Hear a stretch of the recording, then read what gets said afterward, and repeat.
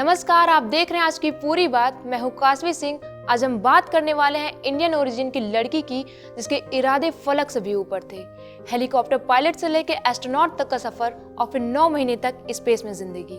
ये कहानी है सुनीता विलियम्स की, जो सिर्फ एक एस्ट्रोनॉट नहीं, एक इंस्पिरेशन है। जब छोटी सी सुनीता विलियम्स ने कल्पना चावला की कहानी टीवी पर देखी, तब शायद उन्हें खुद नहीं पता था कि एक दिन वो भी उसी खाली आसमान में तैरेंगी, उसे स्पेस स्टेशन पर जाएंगी जहां कल्पना की यादें बसी हैं। कल्पना चावला की मौत 2003 में हुई थी और उसी साल सुनीता को नासा की तरफ से अपना पहला स्पेस मिशन असाइन हुआ था।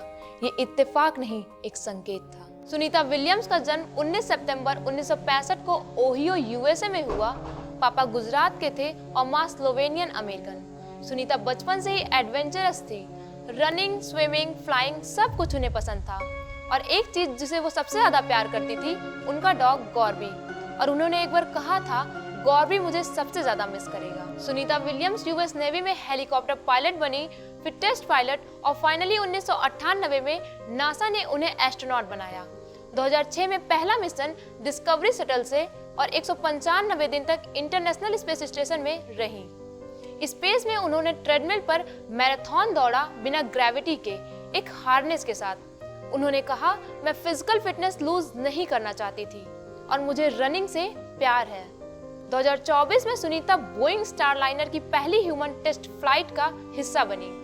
प्लान सिर्फ 8 से 10 दिन का था, लेकिन कुछ technical failure, helium leaks, thruster issue की वजह से उन्हें और उनके साथी को 9 महीने तक आईएसएस में ही रहना पड़ा। जब उन्हें बताया गया कि उनका रिटर्न डिले हो गया है, उनकी पहली रिएक्शन थी, घर कैसे ना याद आए। उन्होंने कहा, मैं अपनी फैमिली और डॉग गॉर्बी को बहुत मिस करती हूँ, लेकिन मिशन और ड्यूटी सबसे पहले है। उन्होंने अपने इमोशंस को कंट्रोल किया, टीम को मोटिवेट किया और खुद को मेंटली स्ट्रांग बनाया। उनके वर्ड्स थे, मैं किसी मिशन का हिस्सा हूँ जहाँ हर दिन एक नई रिस्पॉन्सिबिलिटी है। सुनीता ने आईएसएस में 9 महीने रिसर्च और एक्सपेरिमेंट में बिताए, जैसे plant growth, microgravity effect on human health और रोबोटिक आर्म ऑपरेशन। उन्होंने योगा और मेडिटेशन भी किया, खुद को मेंटली सेंटर्ड रखने के लिए। और सबसे ब्यूटीफुल मोमेंट था जब उन्होंने महाकुंभ 2025 का स्पेस से फोटो लिया। प्रयागराज के संगम पे जब करोड़ों लोग इकट्ठा थे, उस इमेज को नासा ने भी शेयर किया। उन्होंने कहा, मैं धरती से 400 किलोमीटर दूर हूँ, लेकिन दिल भारत के साथ है।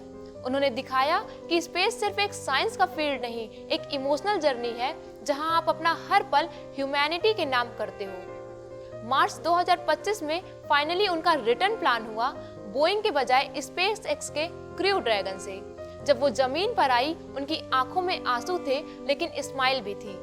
मिशन कंप्लीट होने का सुकून था। स्पेस में रह के उनके मसल्स वीक हुए, बोन्स की डेंसिटी भी कम हुई और आंखों पर भी हल्का इफेक्ट पड़ा। लेकिन उन्होंने कहा, मुझे खुशी है मैंने ये सैक्रिफाइस एक साइंटिफिक पर्पस के लिए किया। आज सुनीता नासा में मेंटरशिप और ट्रेनिंग का काम करती हैं। वो नए एस्ट्रोनॉट्स को गाइड करती हैं और उनके लाइफ का मोटो है, lead with heart, not just science.